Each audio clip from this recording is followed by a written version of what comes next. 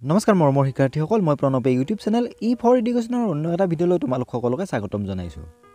মৰমৰ শিক্ষাৰ্থীসকল, আজি মই লৈ আহিছোঁ তোমালোকৰ মাজলৈ হায়াৰ ছেকেণ্ডাৰী ফাৰ্ষ্ট ইয়াৰৰ ইউনিট নাম্বাৰ 2 মানৱৰ বিকাশৰ স্তৰ। এই ইউনিটটোৰ পৰা কেইটামান বছা 2 নম্বৰৰ চমু প্ৰশ্নৰ উত্তৰ, যিকেইটাৰ মাজৰ পৰা তোমালোকৰ ফাইনেলত অহাৰ সম্ভাৱনীয়তা আছে।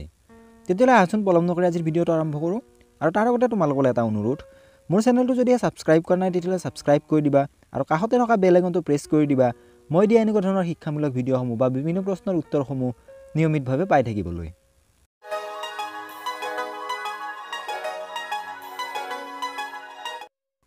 কুৱেশ্যন নম্বৰ 1, বৃদ্ধি আৰু বিকাশৰ দুটা পাৰ্থক্য উল্লেখ কৰা। উত্তৰটো হ'ব বৃদ্ধি আৰু বিকাশৰ দুটা পাৰ্থক্য হ'ল পইণ্ট নম্বৰ 1, দেহৰ আকৃতি, ওজন, উচ্চতা আৰু দেহৰ কংকালৰ ক্ৰমাগতভাৱে বাঢ়ি যোৱা অৱস্থাকেই বৃদ্ধি বোলে। আনহাতে বিকাশ বুলিলে সেই আকৃতি আৰু ওজন, উচ্চতা আদিয়ে সৃষ্টি কৰা কৰ্মদক্ষতা, দৈহিক পাৰদৰ্শিতা আদিকে বুজায়। পইণ্ট নম্বৰ 2, বৃদ্ধি মানুহৰ জীৱনত এক সাময়িক প্ৰক্ৰিয়া, কিন্তু বিকাশ এক জীৱনব্যাপী চলা অবিৰত প্ৰক্ৰিয়া। কুৱেশ্যন নম্বৰ 2, বিকাশৰ উপাদান চাৰিটা কি কি? উত্তৰটো হ'ব বিকাশৰ চাৰিটা উপাদান হ'ল পইণ্ট নম্বৰ 1 বৃদ্ধি, পইণ্ট নম্বৰ 2 সম্পূৰ্ণতা বা পৰিপক্কতা, পইণ্ট নম্বৰ 3 অভিজ্ঞতা আৰু পইণ্ট নম্বৰ 4 সামাজিক প্ৰদান কাৰ্য বা সামাজিক স্থানান্তৰিতকৰণ। কুৱেশ্যন নম্বৰ 3, বিকাশৰ দুটা বৈশিষ্ট্য উল্লেখ কৰা।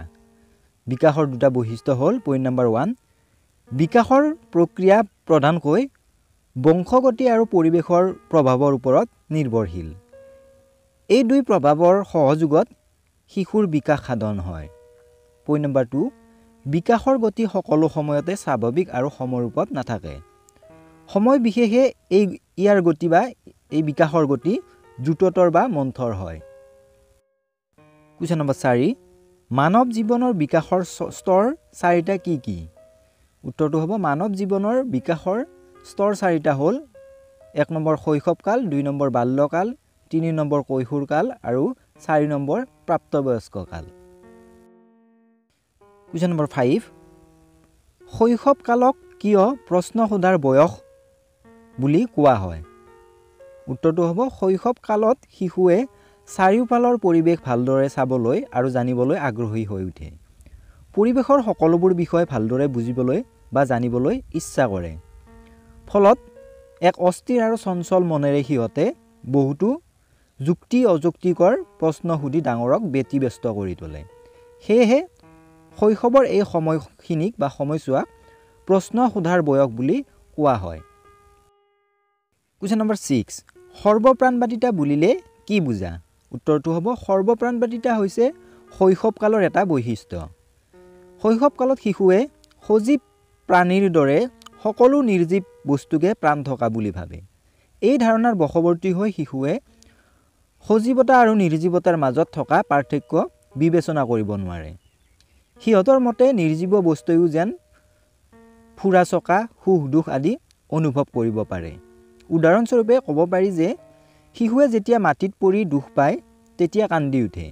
যদি মাটিখিনিক কোনোবাই জগৰীয়া কৰি প্ৰহাৰ কৰে তেতিয়া প্ৰতিশোধ লোৱা বুলি ভাবি সন্তোষ পায়।